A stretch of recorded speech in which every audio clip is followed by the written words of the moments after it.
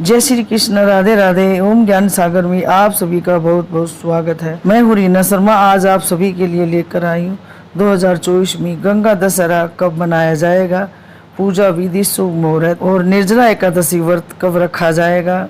पूजा विधि, निर्जला एकादशी के बारे में जानकारी बताएंगे। पानी पी सकते हैं या नहीं, अगर पीना हो तो कैसे पी सके, और बहुत सी ऐसी जानकारियां हैं जो आज इस वीडियो में हम आपको बताने वाले हैं।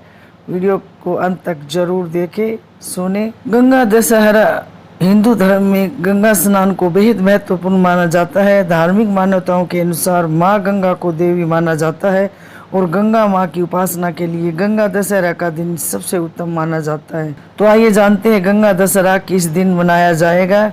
इससे पहले अगर आप लोग नए हैं तो प्लीज़ हमारे चैनल ओम ज्ञान सागर को सब्सक्राइब जरूर करें, वीडियो को लाइक और सभी परिवार दोस्तों के साथ ज़्यादा से ज़्यादा शेयर करें, बेल आइकन को ज़रूर दबाएं ताकि सबसे पहले वीडियो आप सभी के पास पहुंचे, आप सभी सुन सके, जान सके और सभी परिवार दोस्त रिश्तेदारों के साथ ज़्यादा से ज़्यादा शेयर करें। तो चलिए जानते हैं गंगा दशहरा कब मनाया जाएगा। हिंदू पंचांग के अनुसार हर साल वैशाख मास के शुक्ल पक्ष की 10वीं तिथि के दिन गंगा दशहरा मनाया जाता है। इस दिन माँ गंगा की पूजा अर्चना करने का विधान है। धार्मिक मान्यताओं के अनुसार इस दिन ही माँ गंगा धरती पर प्रकट हुई थी। ऐसी मान्यता है कि गंगा दशहरा के दिन पवित्र गंगा नदी में स्नान करने से व्यक्ति के सभी पाप दूर हो जाते हैं और साथ ही जीवन में सुख समृद्धि का आगमन होता है। शुक्ल पक्ष की 10वीं तिथि 16 जून रात्रि 2:32 पर शुरू होगी और इस तिथि का समापन 17 जून सुबह 4:45 पर होगा। ऐसे में उदय तिथि के अनुसार गंगा दशहरा इस साल 16 जून 2024 रविवार के दिन मनाया जाएगा। गंगा दशहरा के दिन हस्त नक्षत्र बन रहा है जो कि 16 जून सुबह 11:13 तक रहेगा।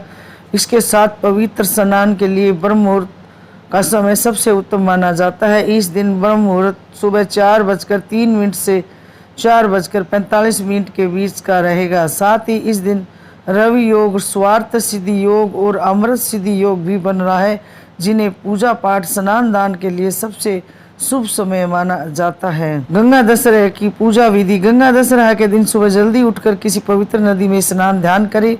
अगर नदी में स्नान करना संभव न हो तो घर पर ही नहाने के पानी में गंगा जल मिलाकर स्नान करें। इसके बाद सूर्य देव को जल चढ़ाए और साफ कपड़े पहनकर माँ गंगा एवं भगवान शिव की विधि विधान से उपासना करें। इसके बाद पूजा के दौरान गंगा स्रोत का पाठ करें और अंत में माँ गंगा की आरती से पूजा संपन्न करें। आइए जानते हैं गंगा दशहरा का महत्व। गंगा दशहरा के दिन गंगा मैया की पूजा की जाती है। साथ ही इस दिन भक्त गंगा नदी में आस्था की डुबकी लगाते हैं। धार्मिक मान्यताओं के अनुसार ज्येष्ठ माह के शुक्ल पक्ष की 10वीं तिथि पर माँ गंगा हस्त नक्षत्र, व्यक्तिपात योग, आनंद भगवान शिव की जटाओं से पृथ्वी पर प्रकट हुई थी। इसलिए हस्त नक्षत्र में पूजा पाठ और मांगलिक कार्य सफल माने जाते हैं। ऐसा कहा जाता है कि गंगा दशहरा के दिन गंगा नदी में स्नान करने से जाने अनजाने में किए गए पापों से भी छुटकारा मिलता है। गंगा दशहरा के दिन मोक्षदायिनी गंगा माता की पूजा करने से, पितरों का तर्पण करने से पुत्र और वांछित फल की प्राप्ति होती है, ऐसा माना गया है। इस शुभ दिन पर जल, अन्न, श्रृंगार का सामान, शक्कर, वस्त्र, फल, स्वर्ण का दान, गौदान करना बेहद शुभ माना जाता है। इस दिन आप मिट्टी के घड़े को जल से भरकर दान कर सकते हैं। इससे वैकुंठ धाम की प्राप्ति होती है और 10 तरह की चीज़ों का दान करने का विधान है। इस तरह दान करने से आपको मोक्ष की प्राप्ति होती है और सभी प्रकार के सुख मिलते हैं। आइए अब जानते हैं निर्जला एकादशी व्रत कब है, 17 जून या 18 जून कब रखा जाएगा, इसके बारे में जानते हैं। ज्येष्ठ माह है शुक्ल पक्ष की निर्जला एकादशी को भीमसेनी एकादशी भी कहते हैं। यह वर्ष की सबसे बड़ी एकादशी मानी जाती है। इस वर्ष एकादशी की शुरुआत 17 जून रविवार सुबह 4:42 पर होगी। इसकी समाप्ति 18 जून मंगलवार को सुबह 6:23 पर होगी। किंतु 18 जून को एकादशी तिथि द्वादशी युक्त होगी और शास्त्रों के अनुसार यदि एकादशी द्वादशी युक्त हो तो वह महापुण्य देने वाली मानी जाती है। अतः सभी भक्त इस एकादशी का पालन 18 जून मंगलवार को करेंगे। के पारण का समय 19 जून सुबह 5:25 से 7:30 तक का रहेगा। उदय तिथि के हिसाब से 17 व 18 जून दोनों दिन एकादशी रहेगी। हिंदू धर्म में एकादशी का विशेष महत्व माना जाता है।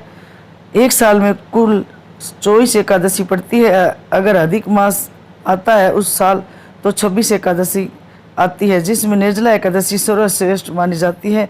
पुरानी मान्यताओं के अनुसार निर्जला एकादशी का व्रत करने से साल भर की सभी एकादशियों का फल मिल जाता है। निर्जला एकादशी को सबसे कठिन व्रत माना जाता है। इस व्रत को करने से सभी पापों का नाश हो जाता है। इस व्रत को करने से मन को शांति मिलती है। निर्जला एकादशी के व्रत वाले दिन यूं तो जल ग्रहण करने की मनाही होती है, साथ ही व्रत के नियमों का सही से पालन करने पर ही व्रत का पूर्ण फल मिल पाता है। अगर आपको प्यासे रहने में दिक्कत होती है तो आप एकादशी वाले दिन सूर्योदय से पहले जल ग्रहण कर सकते हैं। इससे आपके व्रत नहीं टूटेंगे और व्रत के पुण्य फल भी आपको मिल जाएंगे। इस समय जल ग्रहण कर सकते हैं। शास्त्रों के अनुसार निर्जला एकादशी से पहले तड़के सुबह 3 बजे से पहले आप जल ग्रहण कर सकते हैं। उसके बाद जल ग्रहण करने निषेध माना जाता है, क्योंकि वर्तमान तिथि मानी जाती है। अगर किसी व्यक्ति ने निर्जला एकादशी का व्रत रखा है और प्राण संकट में अटकी है तो ऐसे में थाली में जल डालकर सामने रख ले। सबसे पहले 12 बार ओम नमो नारायण का जाप करें और इसके बाद घुटने और बाजू को जमीन पर लगाकर पशुवत विधि से पशु की तरह बिना हाथ लगाए सीधे मुंह से जल ग्रहण कर सकते हैं।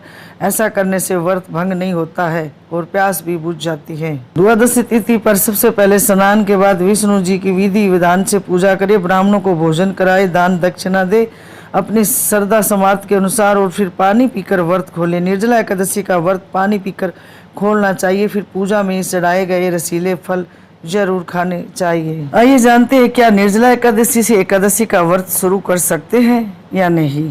आइए जानते हैं। निर्जला एकादशी को एकादशी व्रत की रानी कहते हैं। एकादशी व्रत को व्रतों का राजा कहा जाता है। शास्त्रों के अनुसार इस एकादशी का पालन करने से 24 एकादशी का फल मिलता है, किंतु व्रत शुरू करने के लिए शुभ तिथि के साथ साथ शुभ समय भी होना जरूर चाहिए, और इस वर्ष शुक्र अस्त होने के कारण व्रत शुरू करने का शुभ समय नहीं माना जाता है, किंतु व्रत शुरू करने के लिए शुभ तिथि के साथ साथ शुभ समय भी होना चाहिए। व्रतों में सबसे श्रेष्ठ व्रत माना जाता है एकादशी का व्रत। हर सनातनी को यह व्रत अवश्य रखना चाहिए। अगर व्रत नहीं कर सकते हैं तो अन्न और चावल का त्याग जरूर करें, क्योंकि इस दिन भगवान को भी अन्न का भोग नहीं लगाते हैं। शास्त्रों के अनुसार निर्जला एकादशी व्रत करने से संतान की प्राप्ति होती है। इस व्रत में अन्न और फल का सेवन नहीं किया जाता है। ऐसे में गर्भवती महिलाओं को निर्जला एकादशी व्रत नहीं करना चाहिए। इस दिन गर्भवती महिलाएं भगवान विष्णु की पूजा कर सकती है। निर्जला एकादशी व्रत को अधिक उम्र की महिलाओं या किसी बीमारी के दौरान नहीं करना चाहिए। इन महिलाओं को एकादशी व्रत में श्री हरि की पूजा कर कथा पाठ करना चाहिए। ऐसा माना जाता है कि यह व्रत करने से वैवाहिक जीवन सुखमय होता है और संतान की प्राप्ति होती है। मासिक धर्म के समय पूजा पाठ करने की मनाही होती है। ऐसे में मासिक धर्म के दौरान महिलाओं को निर्जला एकादशी व्रत नहीं रखना चाहिए। अगर व्रत के समय मासिक धर्म आ जाए तो व्रत रखकर किसी और के द्वारा पूजा अर्चना करवा सकते हैं। माना जाता है कि इससे पूजा सफल होती है। निर्जला एकादशी व्रत कथा। भीमसेन व्यास जी से कहने लगे, हे पितामह, भ्राता युधिष्ठिर, माता कुंती, द्रौपदी, अर्जुन, नकुल और सहदेव आदि सब एकादशी का व्रत करने को कहते हैं, परंतु महाराज मैं उनसे कहता हूँ कि भाई मैं भगवान की भक्ति वगैरह तो कर सकता हूँ, दान भी दे सकता हूँ, परंतु भोजन के बिना नहीं रह सकता हूँ। इस पर व्यास जी कहने लगी कि हे भीमसेन, यदि तुम नरक को बुरा और सरक को अच्छा समझते हो तो प्राप्ति मास दोनों एकादशियों का अन्न मत खाया करो।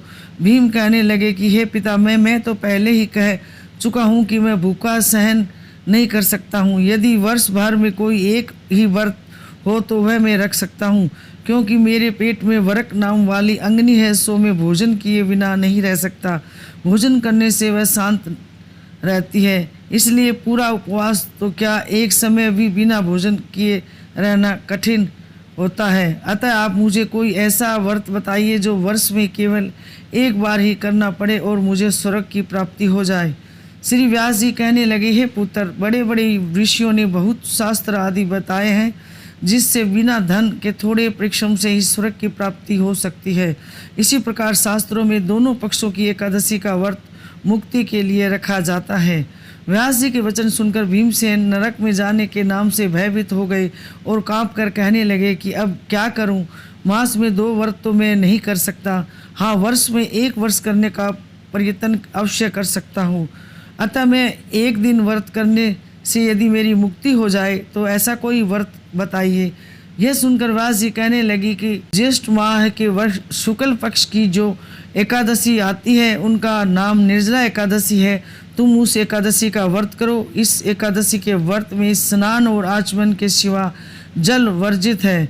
आचमन में 6 मासे से अधिक जल नहीं होना चाहिए, अन्यथा वह मदपान के समर्थ माना जाता है। इस दिन भोजन नहीं करना चाहिए क्योंकि भोजन करने से व्रत नष्ट हो जाता है। यदि एकादशी को सूर्योदय से लेकर द्वादशी के सूर्योदय तक जल ग्रहण न करे तो उसे सारी एकादशियों का व्रत का फल प्राप्त होता है। द्वादशी को सूर्य उदय से पहले उठकर स्नान आदि करके ब्राह्मणों को दान आदि देना चाहिए। इसके पश्चात भूखे और सत्पात्र ब्राह्मण को भोजन कराकर फिर आप भोजन कर लेना चाहिए। इसका फल पूरे वर्ष की संपूर्ण एकादशियों के बराबर माना जाता है। व्यास जी कहने लगे कि हे भीमसेन, यह मुझको स्वयं भगवान ने बताया है। इस एकादशी का पुण्य समस्त तीर्थों और दानों से अधिक है। केवल 1 दिन मनुष्य निर्जल रहने से पापों से मुक्त हो जाता है। जो मनुष्य एकादशी का व्रत करते हैं उनकी मृत्यु के समय यमदूत आकर नहीं घेरते, वरना भगवान के पार्थ उसे पुष्प विमान में बिठाकर स्वर्ग को ले जाते हैं। अतः संसार में सबसे श्रेष्ठ निर्जला एकादशी का व्रत है, इसलिए यत्न के साथ इस व्रत को करना चाहिए। इस दिन ओम नमो भगवते वासुदेवाय मंत्र का उच्चारण करना चाहिए और गोदान करना चाहिए। इस प्रकार व्यास जी की आज्ञा अनुसार भीमसेन ने इस व्रत को किया, इसलिए इसे भीमसेनी या पांडव एकादशी भी कहते हैं। निर्जल व्रत करने से पूर्व भगवान से प्रार्थना करें कि हे भगवान, आज मैं निर्जला व्रत करता हूँ, दूसरे दिन भोजन करूँगा। मैं इस व्रत को श्रद्धापूर्वक करूँगा, अतः आपकी कृपा से मेरे सब पाप नष्ट हो जाए। इस दिन जल से भरा हुआ घड़ा वस्त्र से ढककर स्वर्ण सहित दान करना चाहिए। जो मनुष्य इस व्रत को करते हैं उनके करोड़ों पाप सोने के दान का फल मिलता है, और इस दिन यज्ञादि करते हैं उनका फल तो वर्णन ही नहीं किया जाता है।